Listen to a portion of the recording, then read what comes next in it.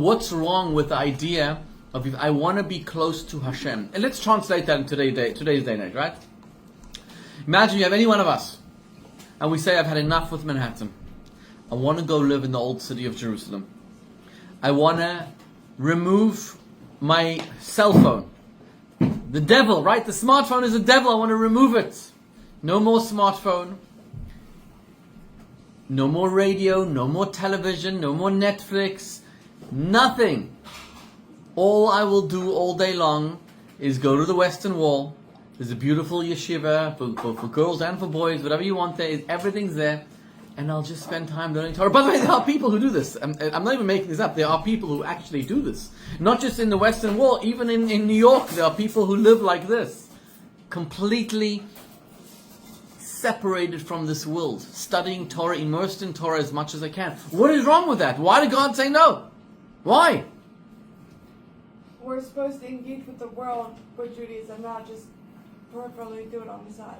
So let's analyze what Jen is saying. Jen, who has not been here for a couple of weeks, welcome back. Thank you. Let's analyze what Jen is saying, because that is the answer. The answer is, and this is deep Hasidic stuff, by the way. This is really deep Hasidic stuff, which Jen, you got it spot on. What does God want from us? What does He want? You know, I said last week, I mentioned this. I've been like, I'm a chat GPT guru right now. Okay, until last week, and I'm so frustrated at myself. I figured, you know, WhatsApp sent me all the time Meta AI, like advertising, like use Meta AI. So I used to use Meta AI, and I used to put my weekly blog there, and all my AI questions I used to put there, and I was so like underwhelmed, like this. Well, what everybody's talking about, this is the AI. It's nonsense. God, there's no jack. There's no nothing. It's like horrible. And then, because I thought ChatGPT was, we had to pay for it. I'm not going to pay for something that I don't, you know. And then I realized how to figure out how to open ChatGPT and link it to my Google account for free. And then I started to use ChatGPT. And I'm completely hooked. It's unbelievable. It does everything for me. Everything. All my emails, I asked it today, what should I give a Torah class about? It gave me so many ideas. And then it says to me at the end, would you like me to prepare the shiur with sources, with Torah sources? I said, yes, please. Like, unbelievable. It gave me idea after idea after idea. My weekly blog, this is how you write it. I said, I want to write a book about how we started Belev Echad and where we are today, how we started it. It gave me like chapters, in seconds. The whole book's there. It's unreal. It's unheard of. ChatGPT is taking over the world. We have a guy who commutes, started working for us, commutes from upstate. So I asked him, how's the commute? It's an hour and a half every single morning, every single night. How's the commute? He says, no problem. I have a Tesla, so I don't need to put my hands on the thing. It drives for me by itself. So I have my Talmud classes, my Daf Yomi over there on the screen in front of me, and I do all my work, and I'm working. It's unbelievable. It's like, this is AI. This is a new world we're living in. But, and I've mentioned this a few times because it's so true. What AI is lacking, listen carefully, what AI is lacking is the fact that it is perfect. That is its biggest disadvantage. And let me explain. When God created the world, He could have inhabited this world with angels.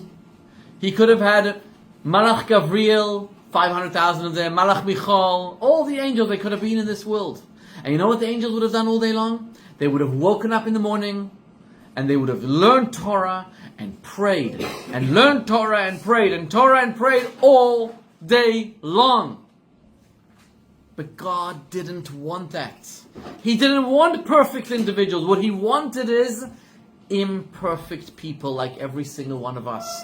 ChatGPT is perfect, and that's why God doesn't want a robot. He doesn't want a robot.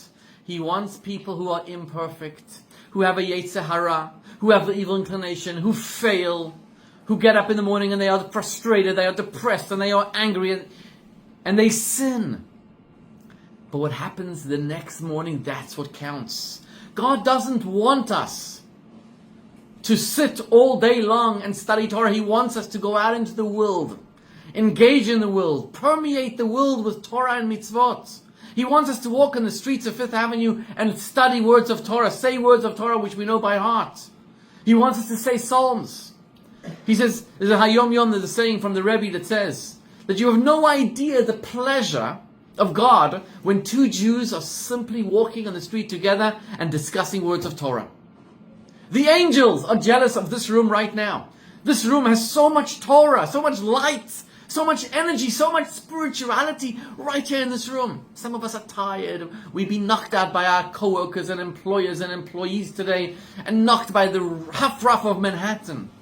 But yet we are here right now studying Torah, listening to the words of Torah. There's no greater joy, nachat, for God than this. So the spies had noble intentions. It was an amazing idea in theory. But in practice, God said, that's not why I created you. I could have created ChatGPT and angels.